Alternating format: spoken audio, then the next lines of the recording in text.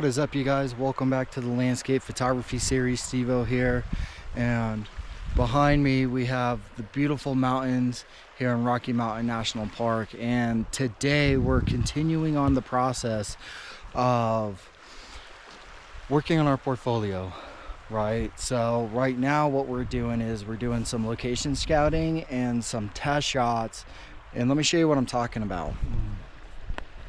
So this is currently where I'm at. Okay, we're looking at about a photo about right here. We have the mountains on the upper third. We have beautiful clouds, but I also like how this river is bending. So we have interesting stuff in the foreground. We have something, you know, some trees right here in the middle ground, and then the beautiful mountains and the clouds in the background.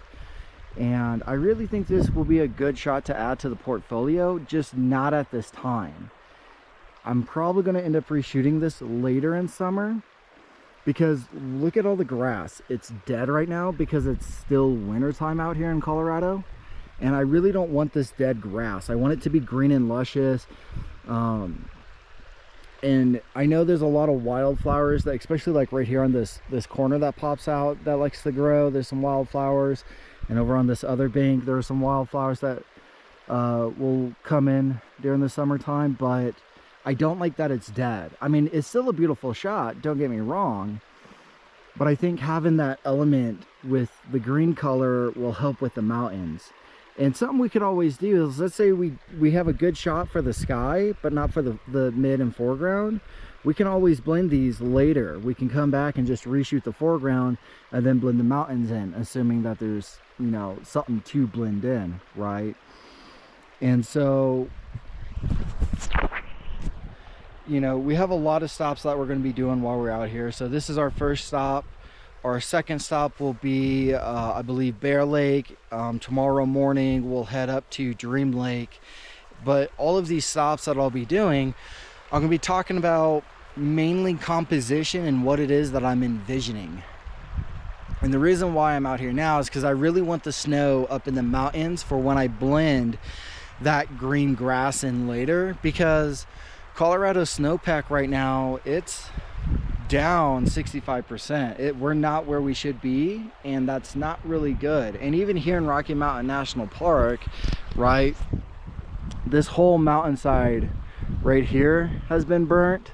Over here it has been burnt, and then on the other side of this whole ridge, you can kind of see it right here where there was a fire, but you can see it all, you know, even in the background right here in this little valley way up in the mountains, right? There's a massive fire that came through and burnt all of that. And so, you know, we're not going to get our pines up there or our aspens because they're dead. I mean, sometimes, you know, you might get lucky during fall and some of it might be coming in, but right now it's not coming in, and that's okay. So what I'm going to do is I'm going to sit up, get back on my camera. I'm going to take a few shots, and then we'll go to our next spot where we'll talk about a composition there.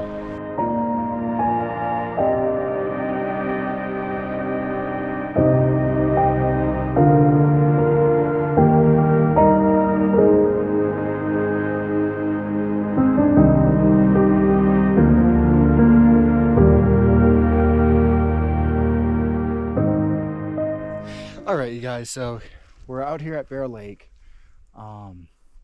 We have some beautiful snow, we have people walking, and so we have the weather coming in. It's supposed to rain here in a minute, but I want to talk you through my second composition that we're potentially looking at. So let's do this. So here we are at Bear Lake, you know, and with this shot specifically, what we're mainly focusing on, the branches right here on the left, right, and the branch that's coming out right here on the left and down here, I'm not too worried about, because we're mainly focusing on the center part right here. And what we'll do is we'll throw on the neutral density filter, so that way we can capture the mountain and kind of get the reflection here in the water. As we come down, right, we can kind of see the reflection here. And I think it looks beautiful. I love the double reflection. And so what we're gonna do is kind of do something to where, you know, I'm shooting probably at 35 millimeters, so we're gonna push in, but our main focus is getting this whole mountain and the reflection in the water with some of the texture, but with the reflection. And so what we'll do is we'll play with our shutter speed, push it and pull it to see what we can do, especially because the wind is blowing north, which is towards us, and we can tell because of the water ripples, and it's coming this way. So hopefully when we throw on the neutral density filter, we can push and pull our shutter speed, which will be very useful, but it will allow us to then get different type of shots and different type of textures that we can later add into the photo if we wanted to. And one of the things that you need to think of is when you're out here, you want to shoot pano, you want to shoot landscape, and you want to shoot portrait, right? You want to have a variety of shots so that way you can choose from something later, or decide, okay, well, I really like this shot, but it needs to be a little better, or I really like, you know, landscape and I want to catch it in a pano or whatever, right? It gives you options. So I'm going to go ahead and take a few shots, and I'll see you at the next spot.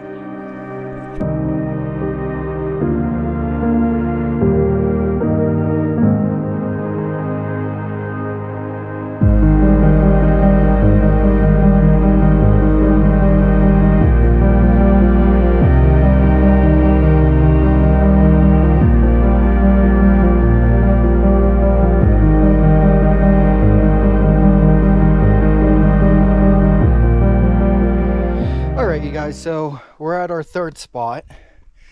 Now we're still at Bear Lake, and let me show you my setup real fast. So I'm having to set my tripod right here in the water. If I had my waders on, I'd probably come out to like right here where this rock is, and that's really where I really want to be, is like right there where that calm water is, because there's nothing in the water.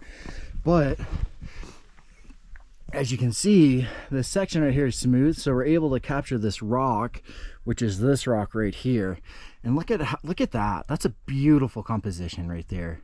We have interesting stuff in the foreground, we have stuff in the background and the middle ground, and you have a good set of layers. But I like it because you have a beautiful leading line pulling you up, and this is the main subject.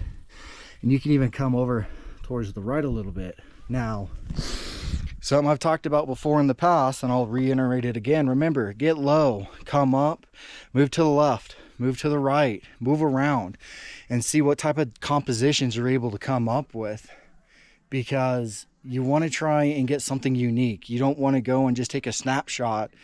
Take your time, slow down, and think about how you want to compose your photos. So I'm going to set up a time lapse.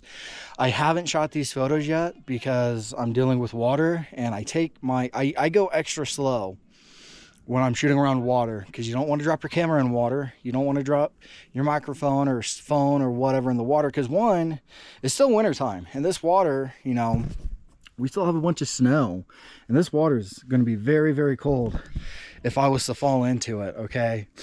And so I don't want to fall in. So I'm going to quickly set up a time lapse and get my shots, and we'll continue on to our next location.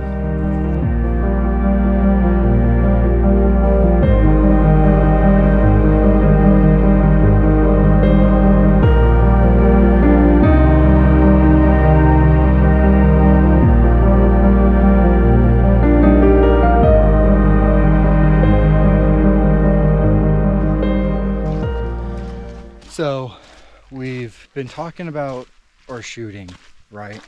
And how we're composing our photos.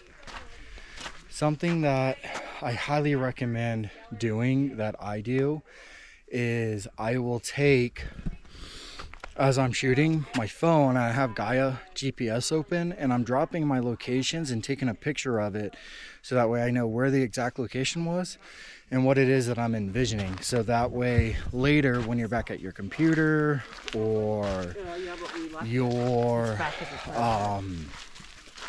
you know, sitting at your desktop trying to figure out, oh, where was I at?